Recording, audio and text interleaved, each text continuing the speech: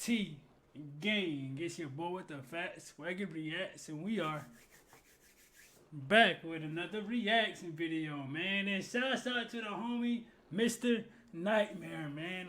And of course, if you guys checking this out for the first time, I drop one of these every night at midnight, man. I pretty much call it a scary hour now, which we drop on like a scary reaction every midnight, man. But tonight, again, bro, we about to be checking out one from Mr. Nightmare, bro. I mean, 3 disturbing true hacker horror stories. And quick question: have any one of y'all ever been like hacked like before, as far as like your accounts, as far as like, you know, Facebook, Instagram, know what I'm saying? Like even your bank account, bro. Bro, I mean, literally nothing like out here is safe, bro, because there's hackers everywhere that we go, bro. It's hackers everywhere, bro. Like, especially like within this time right here, within this whole quarantine and this whole pandemic, it's been a lot of scams going on and all that stuff, bro. So, I mean, I said all that like just to say this: be safe on your information, man. Like, make sure you know everything as far as like, your passwords, and just make sure that you guys are like on top of everything as far as like your accounts, especially your bank accounts. Know what I'm saying? So we finna go ahead and get into this again, man. Like, shouts out to Mr. Nightmare. Please like, share, comment, and subscribe, bro. So without further ado, let's get into it, yo. Let's rock.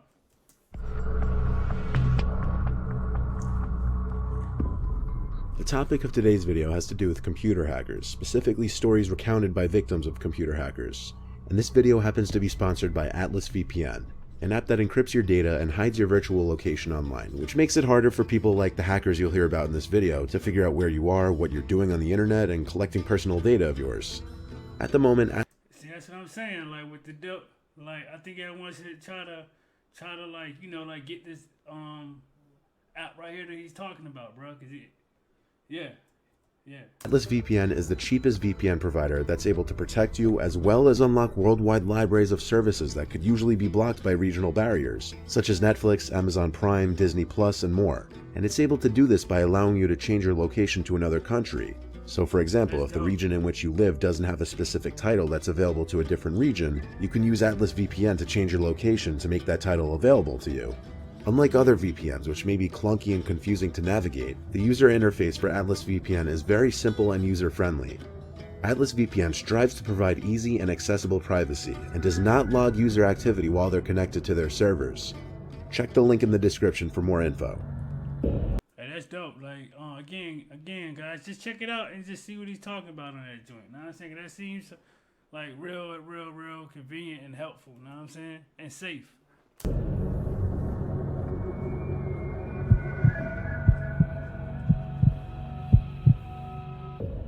Back when I was 17, my friend told me about this deep web drug website called Dream Market.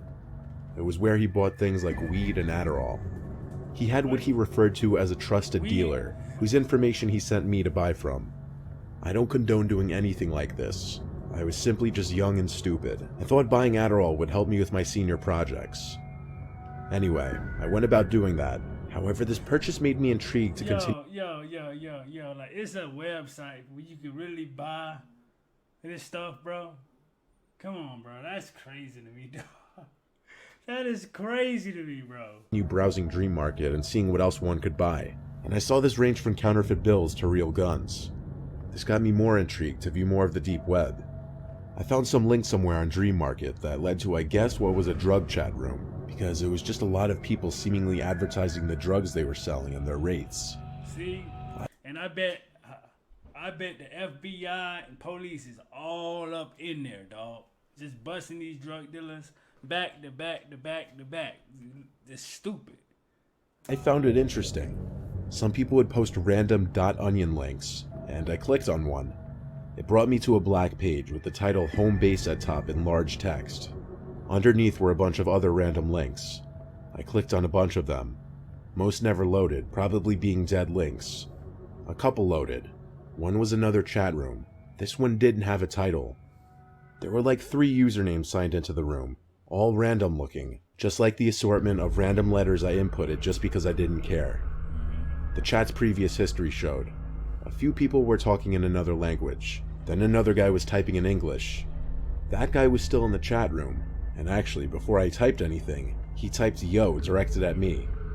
I typed yo back. He said, "What you looking for?" I typed back, "I don't know, LOL." He asked how I found that link, and I told him just from some site called Home Base. I asked if he had any cool links, as it was my first time on the deep web. He types back, LOL, then sent a link. He didn't say anything else. I clicked the link, and it took a little while to load the page. It loaded the black background first, then a little text box near the bottom, and the last thing that loaded was a video. At first I thought it was like a pausable video, but it looked to be some kind of live streaming video. The video was black and white, and it was of a dark room with some mannequin-looking thing sitting in a wooden chair. There was this grainy effect to the footage that made it feel more surreal and unnerving. I genuinely couldn't tell if I was watching a live video or not. Then, as if it were some kind of movie jump scare, what I thought was a mannequin in that chair suddenly jumped up and sprinted towards the camera, and a loud, staticky screaming sound accompanied it. The apparent porcelain mask that the person was wearing was so close up on the camera at that point that all I could see was black. I went back to the chat and asked that guy what the hell this was. He replied, "Just keep watching, LOL," and then he left the chat.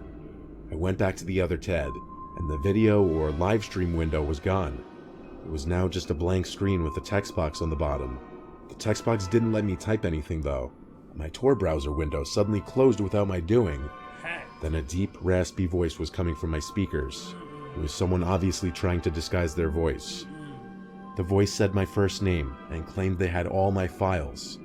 Then the webcam window popped up and I saw my face on the screen. I turned off my laptop and went to the Geek Squad at Best Buy where I bought the computer.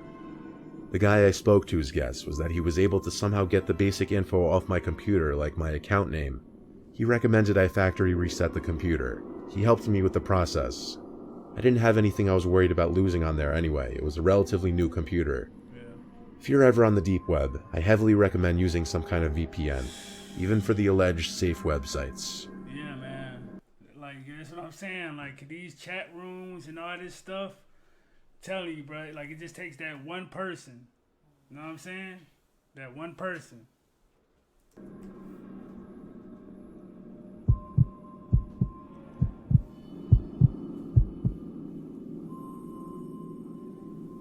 I'm 24 years old, and I'm from a small town called Yarmouth in Nova Scotia, Canada.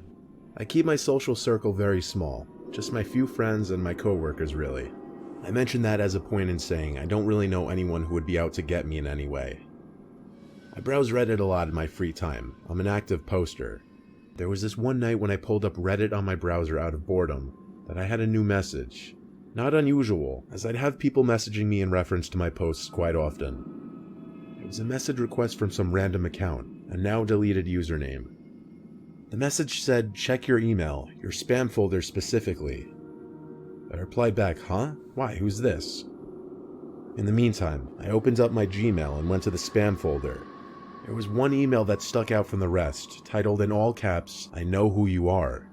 I opened the email and it was See, that's the type of stuff, like, I be, like, I don't even check my email. When I check my emails, but not the spam joints, dog. Like, cause to me, all those are pretty much scams to me. Like, them spamming joints and just like nah, bro. Nah, I'm good. But like, the important ones, of course, I'm going to check my important ones. Like all my YouTube, like comments and all that stuff. You feel me?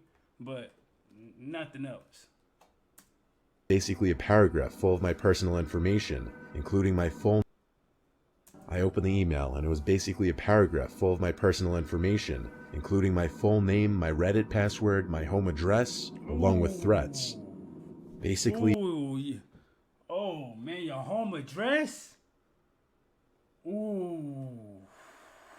Name, my Reddit password, my home address, along with threats.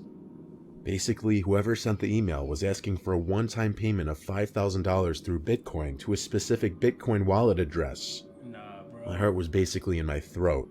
I had that terrible feeling of helplessness and like the entire world was collapsing in on me. The first thing I did was cover my webcam with a piece of tape. Secondly, I went back to Reddit to see if the user ever answered my message. They did not.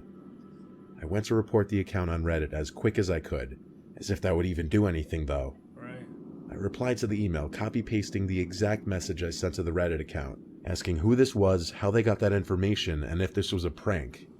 I got an email back around 5 minutes later, in all capitals, saying, "No, it's not a prank. We have all your information, including where you live. So your best course of action is to do as we say, and you'll never hear from us again." Listen, bro. Like, and that's the same thing for where I be getting like these little, like phone calls from like this secret place about my, like, they picking up some information about my social security number being in the activity of being a fraud. Like, clearly that's a scam, bro. Like, I haven't done anything.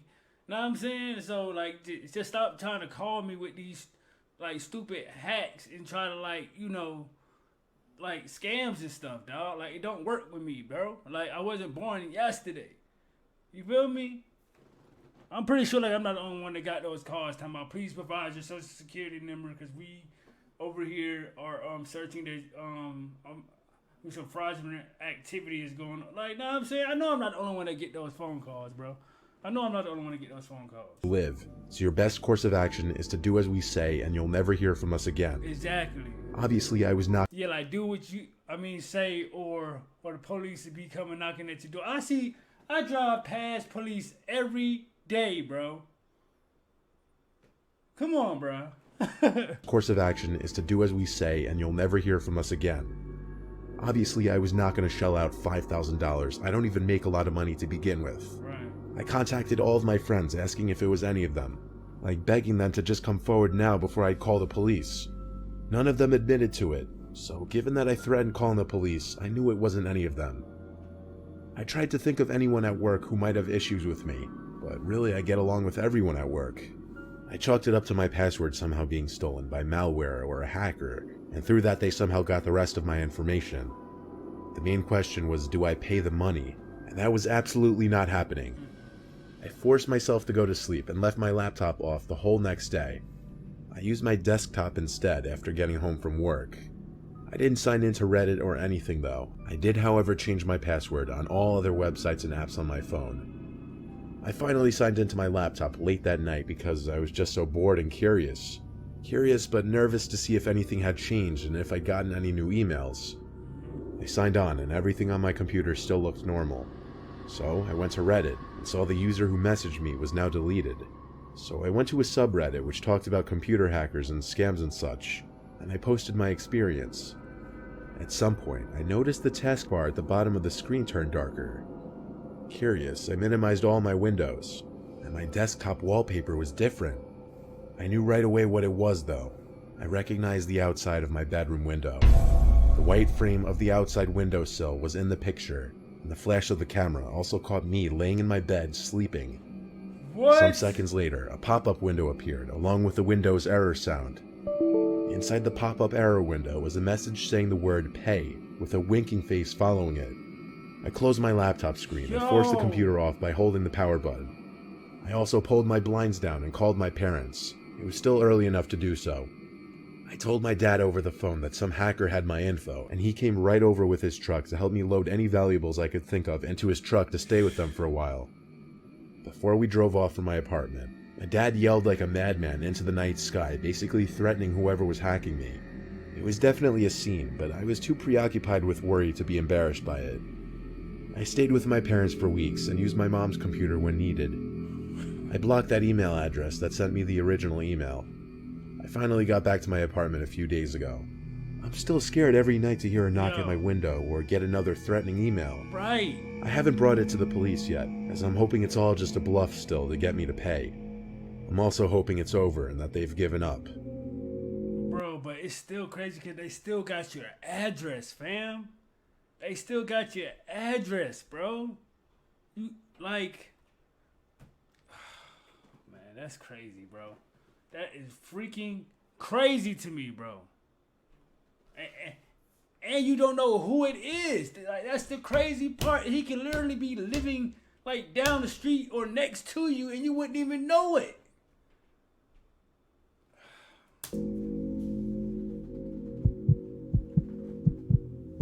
It's crazy, bro. It's crazy, bro. My name is Miranda, I'm 25. I've had my share of experiences with stalkers and men harassing me. Social media has made that far too easy these days. Yeah. I once got a suspicious email that I should have known better than to open. It was asking me to click a link to some random page because I was being sued by some random company. I clicked the link, and soon after that my computer started acting all glitchy and unresponsive. Even after restarting it multiple times, it was just laggy and slow, and random sound effects would play once in a while. I was certain my computer had a virus, but I wasn't sure to what extent it would go just yet. The next day, I had a bunch of friends texting me what's up with that Instagram post and asking if I was the one who even posted it. I panicked and opened Instagram, but I was logged out of my account. Someone was hacking me, this confirmed it. If they had my Instagram password, I had no idea what else they could have. Right. Apparently the picture posted on my Instagram was some stupid cartoon meme. It was extremely embarrassing. Minutes of freaking out later, my Snapchat started blowing up. It was from some random account that just added me. They were spamming me to Snapchat call them, so I did. When they picked up, I saw like a quarter of someone's face. It looked like a young guy in his 20s. I could tell he was smiling, that was the creepy thing. The way he said hello was so long and stretched out. I was pretty frantic, asking what he wanted in return for my Instagram back. He started telling me some really creepy shit. He said he sees me every day and that he thinks I'm really pretty, and that this was the only way he'd get my attention. Oh, nah, bro. Listen. At this point, bro, like, and he just said he see you every day. So he obviously probably know where you live. You know what I'm saying? Like, he's possibly your neighbor. Just like I said in the last joint, bro, like, people... He sees me every day and that he thinks I'm really pretty, and that this was the only way he'd get my attention. I didn't know what to say. He said he'd give me my account back if I would just be his digital girlfriend. As creepy and weird as this was, I said yes in a heartbeat just to get my stuff back. He told me the password to get back onto my Instagram account, and as soon as I changed the password, I set my profile to private and put a story up saying that wasn't me, I was hacked. I asked this guy for his name and what other info he had on me. He said I could just call him John, and that he could get all the information about me that he wanted. He said this with a smile too. I could see it in the fourth of his face that he would actually show. He refused to show the rest. I played nice the whole time, knowing this guy's a sicko. I managed to get him off the call by telling him I'd snap him tomorrow. I then told all my friends about it and asked what I should do. They all unanimously said I should activate two-factor verification on my Instagram account and then deactivate the account and then block him. When I did all of that though, he didn't take it too well. An hour later, I got a new Snap user blowing up my Snap. I knew it was him, but I opened the snaps anyway. And it was him again threatening me, saying he knows where I live and blocking him was a stupid thing to do. I showed it. See, I told you, he knows where you live. He's probably your neighbor, cuz. That's exactly what I just said, right? Come on, man. Threatening me, saying he knows where I live and blocking him was a stupid thing to do. I showed it to my parents now because it was getting serious, so my dad called the police. I didn't block the guy's Snapchat yet though, and I'm glad I didn't. As my parents and I were sitting in the kitchen waiting, I got a snap from the guy. It was a video. I waited a few seconds before opening it. It was a video of him sitting in his car in front of our house, with the caption, "Don't block me again." My dad ran outside in a fit of rage. We tried to stop him, but he wouldn't. But the car wasn't even in front of the house anymore. The guy probably waited until driving away before sending that snap. I'm just gonna say the police did absolutely nothing. Of course they seemed not. clueless on the matter. Like, But there's not much police could do in hacker situations anyway, apparently. However, I did send a snap of the police car back to the guy, and put a caption, "Fuck with me again, you'll be arrested." He opened the snap and immediately blocked me, so I'd say it worked. Yeah. This story has a happier ending than most, I guess. But the amount of info some people can get from you online is absolutely terrifying. Yes, bro. It's crazy, bro. And then, bro, like, all they need, honestly, bro, when it comes to that, like, all they need is your address, bro. And, like, bro, they can, like, there's no telling when they gonna come into your house. Like they can be sitting here watching you, seeing your every move. It's crazy, bro. Like that's why I keep my circle limited, bro. Like that's why it's only me and y'all, bro. Like that's why I come and spend my time with y'all every day. Cause people are out here crazy, man. And like, I don't even know. Half of the time, I don't even be on my Facebook like that, so I ain't even gonna lie about that. But Instagram and all that stuff, it's crazy, bro. Like, let me know what you guys thought about this reaction, man. Like, this was Mr. Nightmare. Yeah, like, let me know, like, if you guys ever been hacked on any of your social media accounts again and all that. And make sure you guys are tuned in tomorrow when I drop another one, man. And SRT gang, I am out this thing, man. Let's get it.